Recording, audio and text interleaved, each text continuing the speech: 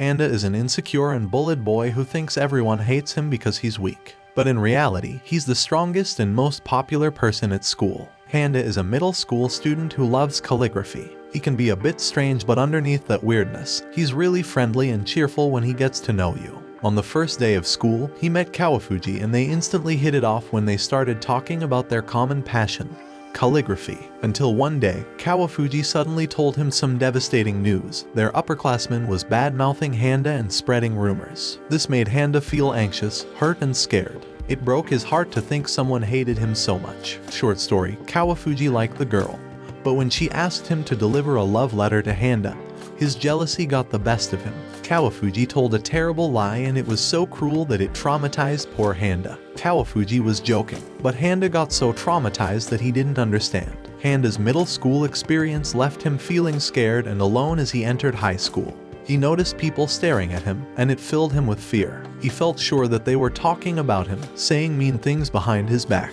His mind was racing with fearful thoughts, but this was nothing new. He could still feel the hatred from other kids. The fear of being judged and misunderstood never seemed to leave him. He felt like he couldn't trust anyone around him. As he slowly opened his locker, his heart raced with fear. He was taken back to the days in school when bullies would steal his slippers each day. There was a note inside and he had no idea who wrote it or what it said. His mind raced with all kinds of possibilities, but the one thing that kept replaying in his head was that someone wanted to fight him. He's afraid of confronting someone and decides to throw away the letter and pretend that he didn't get it. However, this potato-faced girl starts yelling at him, angry that he threw away the note her friend, Mako, wrote. Handa's heart starts to race as he stares at Mako. He knows he can't run away this time, but he still hopes she won't punch him right away, and asks what she wants. He's feeling pretty confident as the girl looks like she can barely carry her backpack. But then Mako drops a bomb. She wants him to meet her at the back of the gym after class, in a place where only bullies and bad kids hang out.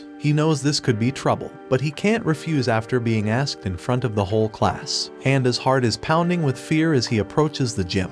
He knows that many people will be watching and he can't run away from it. His anxiety is increasing by the second, making it hard for him to concentrate in school. He doesn't know what awaits him there but still puts on a brave face. Mako and her friend move closer to him. He can feel his heart pounding in his chest. He steps back, trembling with fear. Mako takes another step towards him and all of a sudden, he feels like the world is spinning around him. She's had her eye on him for some time and really likes him. She has all these warm, fuzzy feelings inside her heart that she can't seem to put into words. So instead, she wrote it all down in a letter, every special feeling that she just can't seem to say out loud. But he simply rejects her and told her that her handwriting was terrible. He returns to the classroom, where the students must vote and decide their class president. Aizawa has been the class president for 10 years, but something is different this time. There's someone else in the running who could take his spot. It's Handa. Even though Handa doesn't know what's happening, he was asleep the whole time. He thinks they want him to suffer cause being the class president is a real pain in the neck. Handa tried to deny it, but Aizawa wasn't going to let him get away with that. They needed a proper challenge to decide which one of them deserved the position. Their teacher thought a game of rock, paper, scissors would be the best way to settle it. Handa was in a pickle. He said he would only play rock, but Aizawa didn't believe him and picked scissors. He knows that he can't handle the pressure of becoming the class president, so he's like, F this, I'm out. When Handa returned to class, he found out that the students had elected him as their class president. Aizawa was so touched when he discovered that Handa had voted for him, and he decided to quit the election because he thinks Handa feels pity for him.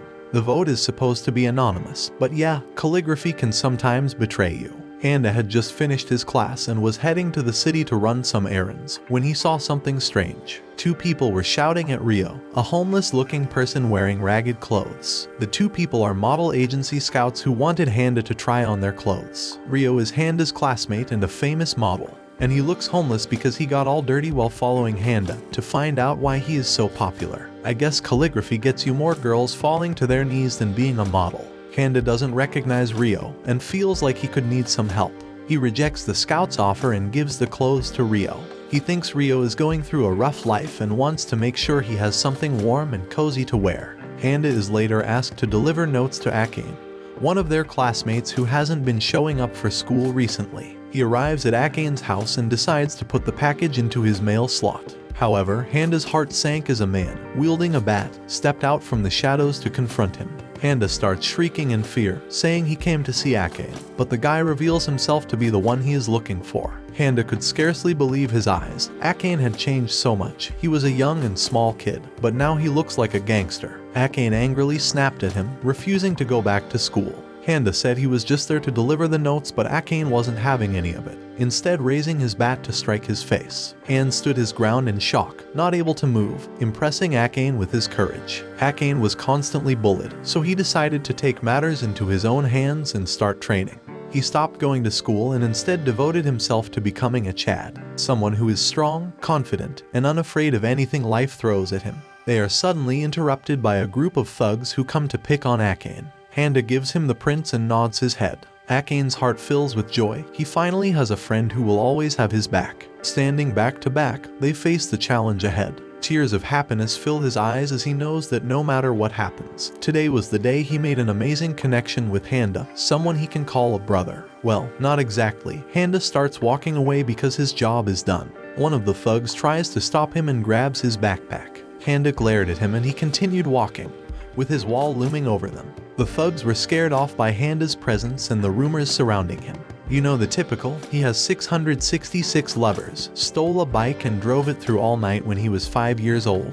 Also, he killed a bear when he was 4. The next day, Akane was back in school staring at Handa with malicious intent. Handa gets worried that Akane will find a way to hurt him or take advantage of him because he thinks he's weak and vulnerable.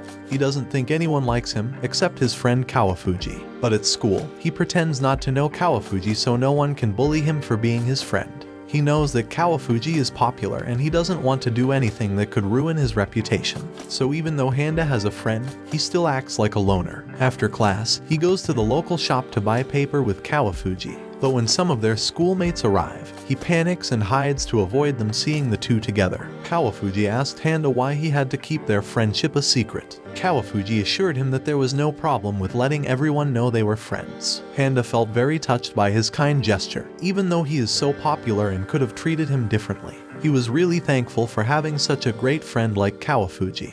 Handa is summoned to the student council chamber and immediately faced with a hostile atmosphere. The stern-faced president, fueled by her hatred of men, loudly accuses him of creating chaos at their school. She claims girls have inexplicably fallen in love with him. As punishment, she tells him he must wear a girl's uniform for an entire year. His fear is increased when he sees another male student wearing the same outfit. He can feel his heart pounding as he runs away, desperately trying to escape the president and his friends. He imagines being laughed at in school and picked on by bullies. Suddenly, there's a loud thud as he trips on the stairs and falls with the president, getting unconscious. The next day, Handa goes to school completely different than usual. He had lost his memories, and when he went back to his room, there were letters from his old colleagues, making him think that he was popular. Handa was quietly listening in the classroom. When he heard something that surprised him, it was the Handa Force, created by Akane, Ryo, Aizawa, and that another guy. They wanted to help him get his memories back, but Handa had already accepted the fact that he doesn't remember anything. He only remembers that he's popular. He tries to flirt with the girls, but they think he's a bit weird and end up walking away, like he was pretending to be someone he wasn't. However, one of his classmates was determined to find him and wouldn't give up, so he took off running and hid behind the school building, hoping she didn't spot him. He trembles as he tries to stay calm, but then, out of nowhere, someone takes a swing at him from behind. He's shocked to see that it is Akane, holding a hammer in his hands. Fear grips his heart and he scrambles away from the danger. The Handa Force starts chasing him and his head throbs with terror as he runs for the stairs. He kneels, feeling like everyone hates him. His throat tightens as he sees the Handa Force coming over with their hammers raised. But then, his trusty Handa wall appears and he's back to his old self, convinced that no one will ever like him. But his biggest challenge comes the next day, when he finds out that the school festival competition is coming up, and everyone's buzzing about what the class should do. Everyone turns to Handa for his final say, but he can't focus on anything except meeting Kawafuji later. He's presented with 3 choices: calligraphy class, Romeo and Juliet theater, or a maid cafe. Handa is tempted to choose calligraphy, but he knows everyone will hate him even more if he chooses it. His nervous mind races with thoughts of having to dress like a maid or act in front of everyone. Suddenly, Yukio speaks about how Handa secretly loves musicals. He immediately feels a wave of hopelessness washes over him. Something about the way Yukio said it made it feel as if he were making it harder for Handa to choose. His mind raced as he thought of meeting Kawafuji. Almost distractedly, he whispered cafe, suddenly realizing that everyone had heard him. His heart pounded and he quickly bolted out the door in a state of panic. The student council president approached him with a glint in her eye and asked if he could do calligraphy for the festival's signage. His heart raced with happiness, and he says yes. She appreciates his effort, and for once, he felt relieved. Someone valued his talents after all these years. Handa was filled with courage at the thought of speaking up.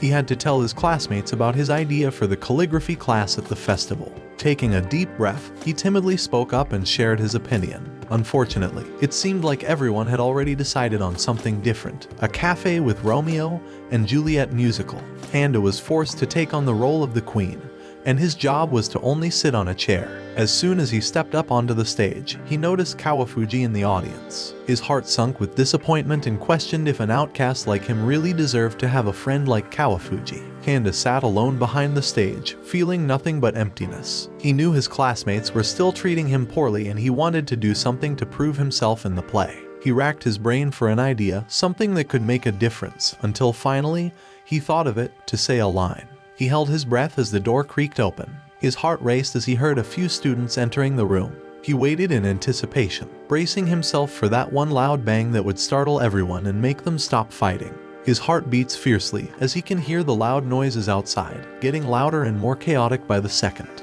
Without warning, he hears a thunderous bump that sends a chill down his spine. Gritting his teeth, he pushes open the door and bursts into the chaos with an enraged shout to stop fighting.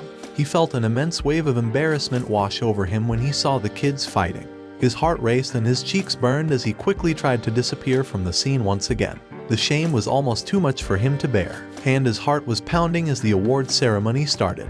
He felt like eyes were burning into his back from every direction. Just when he thought he could go unnoticed, the announcement that his class won the award. His stomach dropped and his palms became sweaty as he slowly inched toward the stage. As the president was about to hand him the helmet, Kawafuji spoke out saying that he deserved it too. Handa felt a pang of guilt for robbing his friend of what he wanted, but the president refused to budge on her decision. Handa was in shock when Kawafuji announced he could give him the award. After all, they were friends. The audience started to grumble and become angry at Kawafuji's offer. Handa had no idea what was going on as the students began to fight with each other. The Handa wall was back up as he struggled to take it all in. He feared that if Kawafuji were to ask for his helmet, others would find out about their friendship and Kawafuji would be harassed relentlessly. A cold sweat ran down his spine as he watched Kawafuji approach him, wondering what would happen if his request was made. Would their friendship be revealed? Would everyone laugh at them? His heart raced with fear as he waited for an answer. Handa was amazed when, after all his worrying and fears, Kawafuji finally showed him the truth. Handa wasn't hated, he was admired. Everywhere he looked there were girls cheering for him, a whole class copying his appearance, and even the manga club had created a female character inspired by him. It seemed that everyone truly appreciated and respected Handa for who he was. The crowd cheered for Handa when he took off his helmet and told them everyone deserved the award. Handa's selfless act was widely admired by the students, and even though he may not have understood what they saw in him, Kawafuji assured him that he was the most popular guy in school. After the festival, everything goes back to normal except for one thing. Handa was feeling a little doubtful of himself, but thankfully, Kawafuji had given him words of encouragement to help him break down the imaginary wall he had built up. On the way to school, the Handa force and more greeted him with warmth in their hearts. Seeing this, he smiled genuinely for the first time and felt relieved that his worries were finally gone and a new life was about to start. Watch this next video. See you on the next one.